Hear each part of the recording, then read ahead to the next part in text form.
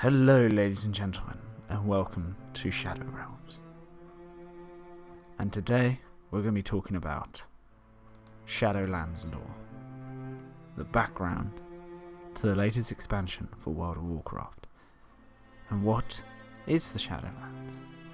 Well, the Shadowlands are a nightmarish realm of decay, a labyrinth of spiritual planes teeming with souls of the dead who have passed from the world of the living. The Shadowlands exist on the edge of reality. The origins of the Shadowlands remain uncertain. They have existed since mortal life arose in the physical universe. They span all worlds, including Azeroth, on which Icecrown serves as an anchor to the Shadowlands. There are those who believe mortal souls are drawn into this dark place when they die, remaining there forever. Others hope their souls will go to a brighter place rather than languish for eternity within the cold confines of the Shadowlands. Mortal souls who cross the veil between life and death are judged by the mysterious Arbiter, who sends them off to one of the infinite realms of the Shadowlands that suits them most, each ruled by a powerful covenant, which its own unique role in maintaining the ecosystem of the afterlife. The Shadowlands can be seen as a shadowy version of the mortal realm, and can routinely visit as a spirit when the player character dies. Governed by the Covenants, the four ruling realms of the Shadowlands are Bastion, Arianweld, Revendreth, and Meldraxus. Although countless others do exist, but these serve as the main settings of World of Warcraft's 8th expansion. Now, the Icecrown, as I said before, is the anchor to the spiritual realm. This realm is mostly comprised of Icecrown glaciers and the immediate area around it. Icecrown is surrounded by mountains. The ground is heavily desecrated, frozen earth that resembles solid black ice, thus little can grow here. And we also know who dwells in the Ice Realm, from the quote. It was in Icecrown that the enscrolled diamond hard ice containing the armour of Ner'zhul crashed and became the frozen throne. It was also here that the Death Knight Arthas shattered the throne and merged with his former master.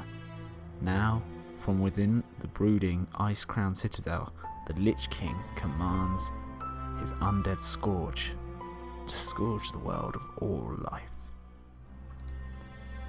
But who is the Arbiter? Well, the Arbiter is an ancient, mysterious being who dwells atop the city Oribus and judges all mortal souls that enter the Shadowlands. Her existence predates all memory, even older than the Titans, according to some accounts. When a soul is brought before the Arbiter, all of its contents, deeds, misdeeds, thoughts, accomplishments, and failures are instantly laid bare, absorbed and understood by her. The Arbiter then sends the soul off to one of the infinite realms of the Shadowlands, determined by the soul's character. The Arbiter and Oribus are tended by a race of beings known as the Attendants. From among the circle of attendants known as Scholars, an honoured voice is selected to speak on behalf of the ever-silent Arbiter. For the Arbiter does not speak, for reasons no one can explain.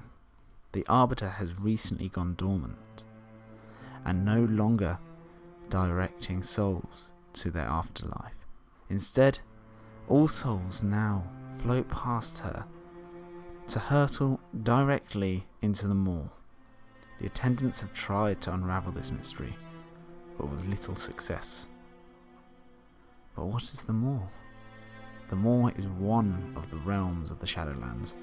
This horrific place houses the most vile and irredeemable souls in existence, ones deemed by the Arbiter to represent a threat to the Shadowlands if left free. Ruled by the enigmatic jailer, who none have ever seen, at least none have seen and escaped to tell, the maw inspires nightmares and legends even among the denizens of the Shadowlands. No one has ever escaped this vile place, and any foolish enough to venture here are never heard from again. At its centre lies Torghast, a cursed otherworldly prison, where the wickedest souls in the universe are locked away. The maw is antithetical to Oribus. Around the time of Burning Legion's third invasion of Azeroth, the machine of death was broken, and all souls who entered the Shadowlands now pour directly into the maw, including the casualties of the Teldrassil. As a result, the maw grows larger and more powerful, while the other parts of the Shadowlands have become deprived of anima, soul essence, and started withering. Sylvanas, Windrunner, has been working with the jailer for some time and has been seemingly perpetrating acts to bring about great amounts of death in the world of the living, and she feeds the maw with new souls. Both she and the jailer have grown more powerful thanks to the inmates connected to Azeroth's world soul. Adventurers will be able to escape the maw and further explore the Shadowlands, though some of their allies will be left behind. The maw will be a max level zone designed for exploration and open-ended play, just so you know. Now finally, let's cover the Covenant and what they are. The Covenant are an ancient and powerful order who rule over the different realms of the Shadowlands. They've existed since the Shadowlands were shaped long ago and bear sacred duties to help maintain the afterlife's ecosystem, as mentioned before. To achieve their goal within the Shadowlands, players will work hand in hand with these covenants and eventually align themselves to one. And there are the 4 major covenants that the player will encounter. I will cover them more extensively in future videos. But for now, we have the Karen of Bastion. They are angelic beings who embrace humility and service to their order. The Necrolords. They are liches, warlords and spies who make up the army that defends the Shadowlands. The Night Fae. Guardians of nature who shepherd beings through the cycle of life and death. And finally, Venthyr. They are vampiric beings who punish the sinful souls sent by the Arbiter in order to rehabilitate them.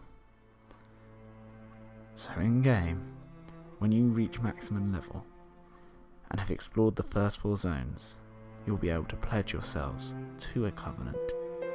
Each covenant offers the champions abilities based on their choices, including class-specific abilities for each covenant and cosmetic rewards that you can gain through Covenant campaign.